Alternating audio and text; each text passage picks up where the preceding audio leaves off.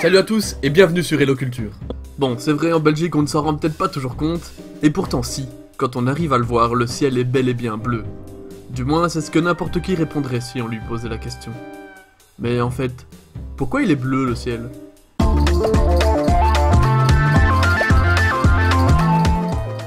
Difficile d'accepter la vérité, mais pourtant, le ciel n'est pas vraiment bleu. En réalité, il est noir comme le vide galactique qui entoure notre planète.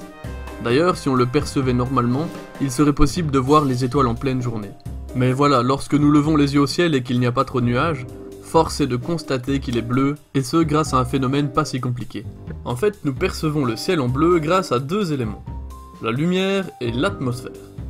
Prenons chacun de ces deux éléments séparément. L'atmosphère d'abord.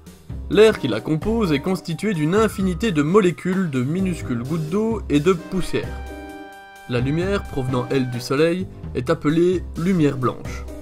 Elle est un mélange de toutes les couleurs de l'arc-en-ciel et voyage sous forme d'ondes de différentes longueurs, chaque couleur ayant ainsi sa propre longueur d'onde.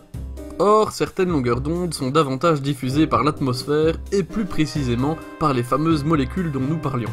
Et ces longueurs d'onde sont celles des lumières bleues et vertes. Au contraire, la lumière rouge, qui est une composante de la lumière blanche au même titre que la lumière bleue, est celle qui interagit le moins avec les molécules de l'air. C'est pour ça que le ciel est rarement rouge. On appelle ça la diffusion de Rayleigh. Pour résumer, la lumière blanche arrive du soleil, heurte une molécule de l'atmosphère qui diffuse la partie bleue de la lumière.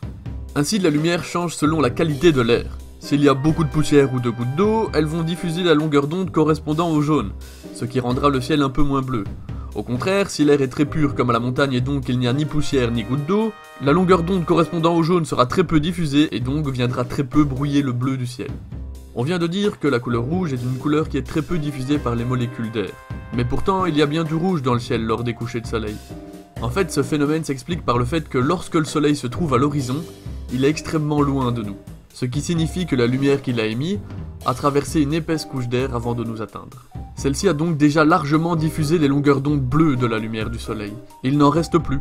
Et puisque la couleur bleue a été presque entièrement dispersée par l'atmosphère, il reste les couleurs jaune, orange et rouge, qui donnent ces fameuses couleurs au coucher de soleil. Eh ben, et toi, tu le savais ça ? Comme d'habitude, t'as l'espace commentaire si tu veux t'exprimer. N'hésite pas à y écrire un sujet que tu voudrais voir traité dans les prochaines vidéos, et surtout n'oublie pas de t'abonner. Salut !